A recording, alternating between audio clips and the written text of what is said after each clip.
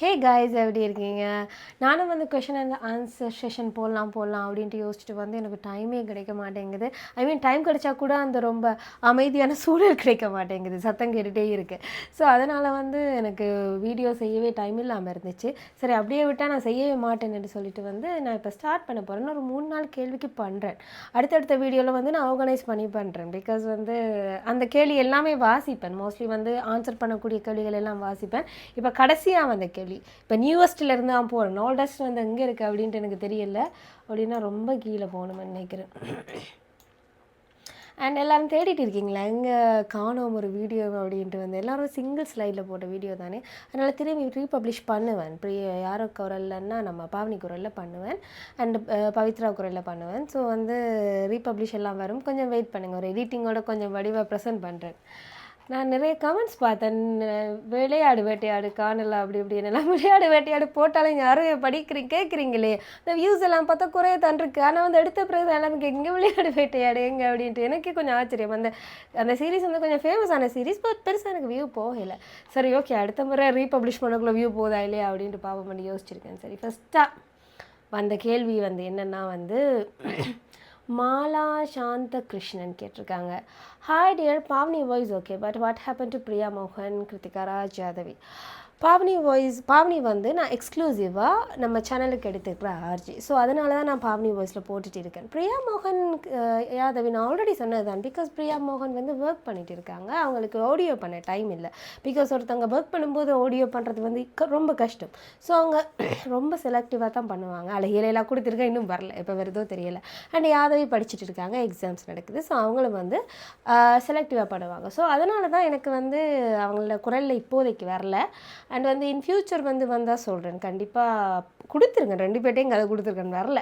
And பாவனியோட வாய்ஸ்லேருந்து கண்டினியூஸாக வரும். Because அவங்க எக்ஸ்க்ளூசிவாக நம்ம சேனலுக்கு பண்ணிட்டு இருக்காங்க. அடுத்தது அனிம் குயின்.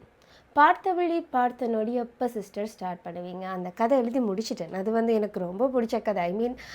உருகும் நிலையை விட எனக்கு அது பிடிச்ச கதை அப்படின்ட்டு சொல்லுவேன். பிகாஸ் ரொம்ப த்ரில்லிங்காக இருக்கும் அந்த கதை.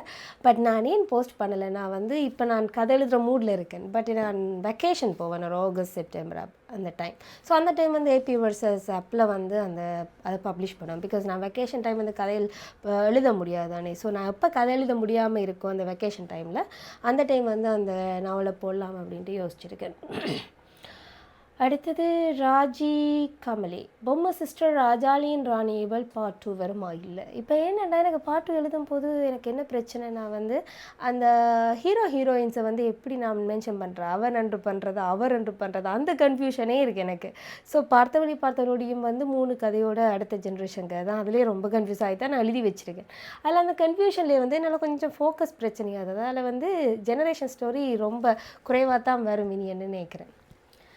அடுத்தது ஸ்டோரிஸ் நிறைய பப்ளிஷ் பண்ணுறேன்னு சொன்னீங்களே, ப்ளீஸ் அந்தகார அரியாசனம், மௌனம் பேசிடும் பாஷைகள், ஆதர சுரங்கள், kindly please posted Yadavi R Devi voice post stories suitable.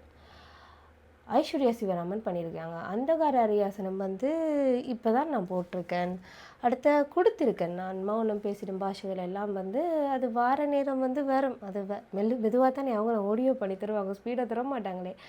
அடுத்தது தாரா போட்டிருக்காங்க. ஏன் நீங்கள் ஆன்டி ஹீரோன்னு சொல்லிட்டு ஹீரோ காமெடி பீஸ் ஆகிட்டீங்க, பில்டப் மட்டும் டெரராக குடிக்கிறீங்க, லாஸ்ட் அவங்க டேப்பர் பண்ண விடுறீங்க, அப்போ தானே கதையை முடிக்கலாம்.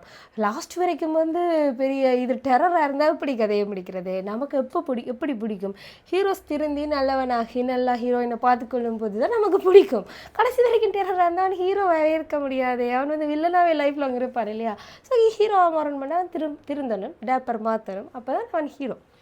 அடுத்தது வந்து Keerthana Panneerselvam. I am from Abu Dhabi. நான் அப்டேட் கேட்குற request Agni Nakshatra story republish பண்ணுங்கள். Big fan. ஓகே, அது வந்து எல்லாமே வந்து இப்போ எல்லாம் வந்து ரீபப்ளிஷுக்கு தான் போட்டிருக்கா. தான் ஒரு ஸ்டோரி உங்களுக்கு கிடைக்க மாட்டேங்குது ஆன்லைனில். ஒரு லிமிட்டட் ஸ்டோரி மட்டும் தான் இப்போ ஆன்லைனில் இருக்குதுன்னு நினைக்கிறேன். அடுத்து அக்னி பிரியா. ஹாய் சிஸ்டர், நான் ஃபஸ்ட் டைம் ஸ்டோரி கேட்டது உங்களோட ஸ்டோரி தான். உங்களோட ஸ்டோரி எல்லாமே நல்லாயிருக்கு. புக்ஸாக மட்டும் கதை கேட்டு எனக்கு இது புது அனுபவம். உங்கள் கதை யாரோட வாய்ஸில் கேட்டாலும் எனக்கு பிடிக்கும். உங்கள் கதை எல்லாமே நல்லா இருக்கும். முழுசாக உங்கள் எல்லா கதையும் கேட்குறேன். உங்கள் கதையினோட மன அழுத்தத்தை குறைக்குது. ரொம்ப ரொம்ப ஹாப்பிம்மா, ரொம்ப நன்றி. அடுத்தது இலானி கேட்டிருக்காங்க, when will you post serious type of stories? என்னத்துக்கு என்ன சீரியஸ் டைப் ஆஃப் ஸ்டோரிஸ் எழுதணுமெண்டா I have to be so free of mind. ஏன்னா வந்து சீரீஸ் வந்து என்ன வந்து ஸ்ட்ரெஸ் ஆக்கும், எனக்கு வந்து தூக்கத்தை கெடுக்கும், எனக்கு வந்து ஸ்லீப் டிஸார்டர் வரும், என்ன டிப்ரெஸ்ட் ஆக்கும். பிகாஸ் வந்து அது ஃபுல்லாக வந்து அவ்வளோ கரெக்டரையும் வந்து எடுத்து வச்சு மைண்டில் வச்சு அந்த ஃப்ளோவில் எழுதணும். அண்ட் வந்து எனக்கு நெக் பெயின் வரும், எனக்கு ஹேண்ட் பெயின் வரும், அண்ட் இடுப்பு பெயின் வரும். ஸோ வந்து எனக்கு வெயிட் கெயின் ஆகும். இவ்வளவு வந்து டிஸ்அட்வான்டேஜ் நான் கண்டினியூஸாக கதை எழுதும் போது, எனக்கு ஸ்டோரிஸ் வந்து நான் கொடுக்கும்போது. ஸோ வந்து சீரீஸ் வந்து எழுதக்குள்ள வந்து I have to be so healthy. So எனக்கு எமோஷனலாகவும் நான் ஃபிசிக்கலாகவும் ரொம்ப ஹெல்த்தியாக இருக்குதுன்னா சீரீஸ் ஸ்டார்ட் பண்ணுவேன். அதனால் வந்து ரொம்ப லாங் ஸ்டோரிஸ் வந்து எழுத முதல் நான் டிப்ரெஸ்டாக இருக்கக்குள்ள லாங் ஸ்டோரிஸ் தொட மாட்டேன். ஷார்ட்டாக வந்து காமெடி ஸ்டோரிஸ் அப்படி எழுதிட்டு போவேன். Because I have to look after my health இல்லையா. ஸோ பெரிய ஸ்டோரிஸ் வந்து எனக்கு இவ்வளோ டிஸ்அட்வான்டேஜஸ் இருக்கிறதால தான் பெரிய ஸ்டோரிஸ் வந்து எப்போ தோணுதோ அப்போ எழுதுவேன். அது வந்து பீஸ் ஆஃப் மைண்டை பொறுத்து தான் ஸ்டோரிஸ் வரும். சும்மா வந்து கடமைக்கு எனக்கு எழுத விருப்பம் இல்லை. அது மெயினாக பார்க்கணும். இப்போ நான் எந்த கதை கொடுத்தாலும் மேலே வந்து ஒரு ஆத்மார்த்தமான ஃபீல் இருக்கணும் அப்படின்ட்டு நான் யோசிப்பேன். ஸோ வந்து அதனால் தான் நான் இப்போ ஹோல்ட் பண்ணிகிட்டே இருக்கிறது. நிறைய சீரீஸுக்கு வந்து நான் போட்டிருக்கேன், நிறைய டீசர்ஸ் போட்டிருக்கேன். பட் கடமைக்கு அதை ப்ரெசென்ட் பண்ண விருப்பம் இல்லை. எனக்கு இவ்வளோ சைட் எஃபெக்ட்ஸும் வரும். அந்த சைட் எஃபெக்ட்ஸை தாங்கக்கூடிய அளவுக்கு அந்த மைண்டும் பாடியும் நல்லா இருக்கக்குள்ள நான் அதை ஸ்டார்ட் பண்ணி எழுதுவேன். அடுத்தது ஷர்மிளா பேகம், அவங்க ஒரு பெரிய ஸ்டோரி லைனோட சொல்லியிருக்காங்க. அதை வச்சு கதை எழுத முடியுமா அப்படின்னு கேட்குறாங்க. அதை படிக்க முடியுமா தெரியலைங்க. என்னட்டே வந்து 100க்கு மேலே ஸ்டோரி லைன் இருக்குமா, இதை 101 நான் சேர்த்துக்கிறேன் வேணும் வேண்டாம். அடுத்த Meena Abirami, hi ma'am, I'm your fan. whenever I feel lonely, depressed, you are my medicine. nowadays I miss your stories in Yadavi and Priya Mohan voice. And வந்து அமரனின் கொடியே force to finish because the conclusion is not your way. Amaran கொடியே வந்து நான் YouTube மேலே தான் force to finish. YouTube பக்கமே வரையலாம் போயிட்டு எல்லோரும் வந்து எங்கே கதைன்னா அந்த கதை நான் எழுதவே இல்லை. சரி கடைசியில் ஏதாவது ஒன்று எழுதி கொடுத்துருவோம் அப்படின்ட்டு தான் முல்லை கொடியை கதை எழுதி முடித்தேன். அதான் சொன்னேன், ஃபோர்ஸ் பண்ணி எழுதும்போது I am not getting that touch in stories. அதனால தான் நான் ஃபோர்ஸ் பண்ணி எழுதுறதில்லை. என்னால் எப்போ முடியுமோ அப்போ தான் எழுதுவேன். அண்ட் வந்து பிரியா மோகன் யாதவ் வாய்ஸ் நான் சொன்னேன் தானே, தான் reason. So hope you understand. ஏன் வந்து பாவனியோட வாய்ஸ் ரொம்ப நல்லா இருக்கே, பிறகு என்னத்துக்கு நீங்கள் கவலைப்படுறீங்க. அடுத்தது அழகிய லைலா போடுங்க. அழகிய லைலா எனக்கு வந்தோடனே நான் போடுவேன். இப்போதைக்கு இவ்வளவு நான் முடிச்சிருக்கேன். இன்னொரு ஒரு பெரிய ஒரு கேள்வி இருக்குது. கேள்வியில் அவங்க நிறைய எழுதியிருக்காங்க. My soul BTS forever அவங்க எழுதியிருக்காங்க. அதை வாசிச்சுட்டு இந்த கொஷின் அண்ட் செஷனை முடிச்சிருவேன். நிறைய இருக்குது. நான் அடுத்தடுத்த ஒரு பாட்டாக செய்வேன். ஏன்னா செய்யாமல் விட்டாலே வந்து அப்படியே செய்யாமல் இருக்கிற மாதிரி இருக்குது. சரி ஓகே ஏதாவது ஸ்டார்ட் பண்ணலாம் அப்படின்ட்டு. ரொம்ப லாங்காக போனால் உங்களுக்கும் போர் அடிக்கும் இல்லையா.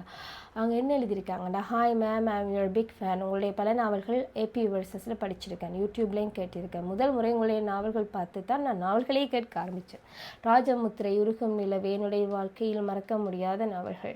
முக்கியமாக அர்ஜுன் கதாபாத்திரம் சான்ஸே இல்லை. சேம் ஒரு கதாபாத்திரத்தை பார்த்தோன்னா இம்ப்ரெஸ் ஆனது இந்த ஸ்டோரி லைன். அது எனக்கே ஷாக், அர்ஜுனுக்கு எவ்வளோ ஃபேன்ஸ் இருக்கா அப்படின்ட்டு. நான் ஒரு வில்லன் மாதிரி கிரியேட் பண்ண கதாபாத்திரம் இவ்வளோ ஃபேன் பேசியிருக்குவேன்னு நான் எதிர்பார்க்கவே இல்லை.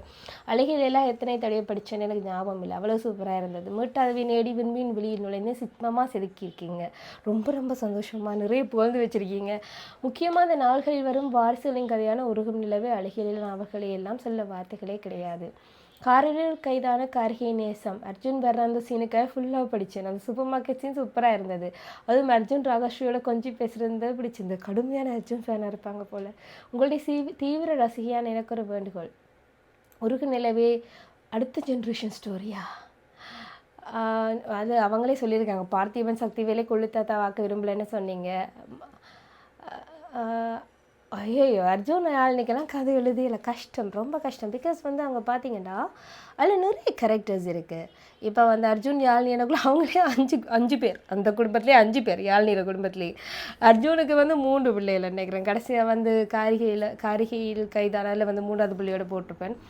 ஸோ வந்து அதுக்கு பிறகு வந்து விஜய் இருக்குது, வந்தனா இருக்குது. அப்போ யோசிச்சு பாருங்க, எனக்கு 5 பேரை வச்சே 100 எபிசோடுண்டா. இதில் எத்தனை பேர், நான் எத்தனை எபிசோடு எழுத முடியாது, கஷ்டம். To be frank it's so hard. இப்போ வந்து எனக்கு சும்மா வந்து கொடுக்குறதும் எனக்கு இஷ்டம் இல்லை. சும்மா கொட்டிட்டாங்க அப்படின்ட்டு கொடுக்குறதும் இஷ்டம் இல்லை. ஒரு கதை எழுதுறேன்னா நான் என்னோடய 100% நான் போடணும் அப்படின்ட்டு யோசிப்பேன். என்னால் வந்து 100% இதில் போடையெல்லாம். பிகாஸ் இட்ஸ் வெரி பிக், ரொம்ப ரொம்ப பெரிய ஃபேமிலி ஸ்டோரியாக வரும். ராஜமுத்திரை டைம் அப்படி தான் அடுத்த ஜென்ரேஷன் எழுதுங்க அப்படின்ட்டு நிறைய ஃப்ரீயாக சொன்னாங்க, நிறைய பேர் சொன்னாங்க ஃப்ரீயாக டக்குன்னு எழுதுங்க அப்படின்ட்டு. எப்பட்றா எழுதுறேன் மாதிரி இருந்தது எனக்கு. உண்மையாக இட்ஸ் ஹார்டாக இருந்தால் ஹார்டுன்னு சொல்லுவேன், இல்லை என்னால் முடியும் அப்படின்ட்டு வந்து எனக்கு ரிஸ்க் எடுக்கல. உண்மையாக அதை எழுதுறது ரொம்ப ஹார்டு, அதால் நான் எழுதலை. வேணும்னா இன்னொரு ஏதாவது கதை நான் உங்களுக்கு எழுதுகிறேன், அதே மாதிரி ஒரு தீம் வச்சு எழுதுகிறேன். நான் 1 வயசு கூடின பொண்ணு 1 வயசு குறைஞ்ச பையனை தான் நீ அவங்களோட தீம் அப்படி வேணுமெண்டா வச்சு எழுதுகிறேன். பட் அந்த கதை ரொம்ப கஷ்டம்மா. அண்ட் வந்து மிச்ச கதைகளை வந்து மிச்ச கேள்விகளை வந்து சொல்கிறேன், மிச்ச கேள்விகளை வந்து நான் பிறகு இன்னொரு நாளைக்கு வாசிக்கிறேன். அன்டில் தென் பாய்.